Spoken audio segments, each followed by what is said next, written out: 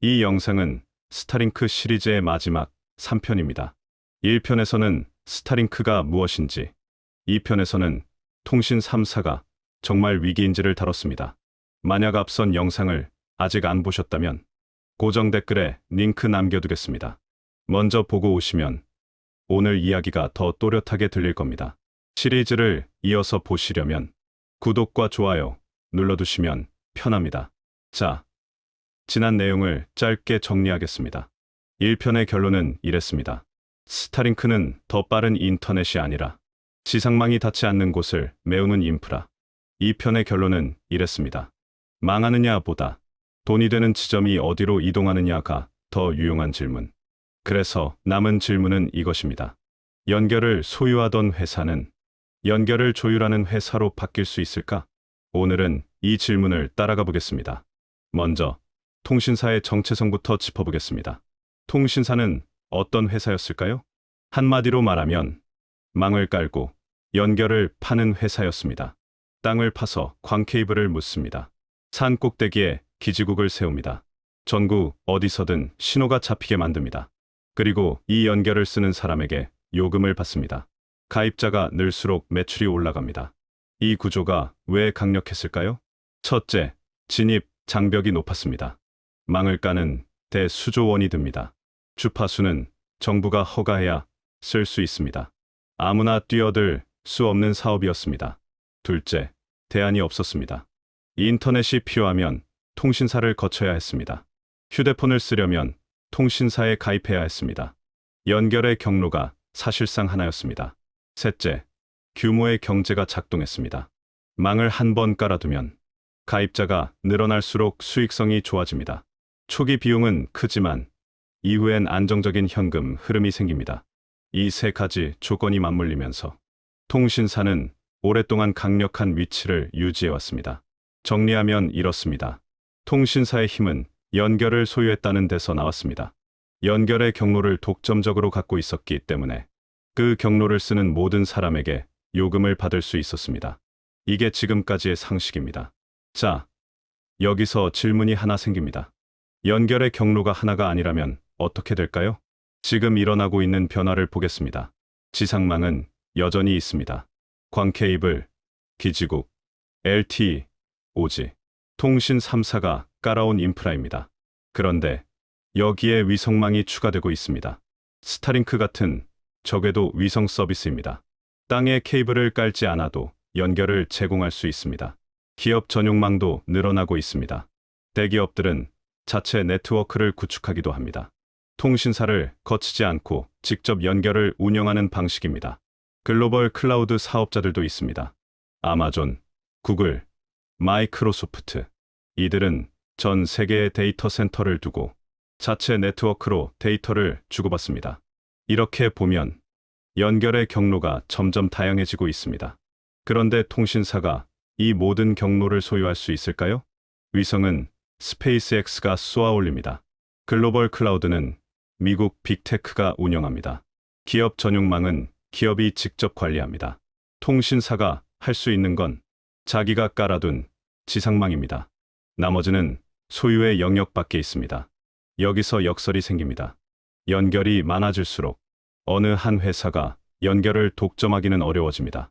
그런데 연결이 많아질수록 그 연결들을 조율하는 역할은 더 중요해집니다. 지상망과 위성망을 어떻게 연결할 것인가? 평상시와 재난시를 어떻게 전환할 것인가? 국내 네트워크와 글로벌 네트워크를 어떻게 이을 것인가? 이걸 누가 할 것인가? 소유의 가치가 줄고 조율의 가치가 커지는 구조입니다. 그렇다면 통신사는 앞으로 어떤 회사가 될까요? 여기서 세 가지 선택지를 구조적으로 정리해 보겠습니다. 어느 것이 정답이라는 게 아닙니다. 가능한 경로를 나눠보는 것입니다. A. 망 제공자로 남는다. 지금까지 해온 역할을 유지하는 방식입니다. 지상망을 깔고 품질을 관리하고 그 망을 쓰는 사람에게 요금을 받습니다. 이 경로의 특징은 안정적이지만 성장이 제한될 수 있다는 점입니다.